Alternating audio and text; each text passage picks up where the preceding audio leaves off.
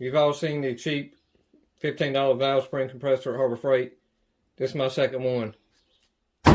Don't waste your money. Just go ahead and get the big one from the get-go. This one's 50 bucks. By the time you buy 2 of those small ones, you're halfway to buying this thing. So watch how easy this thing is to do a valve compared to that little janky handheld thing.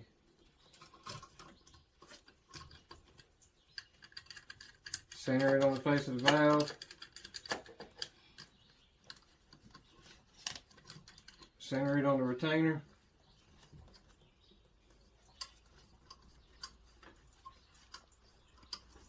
Use the T-handle to compress the spring.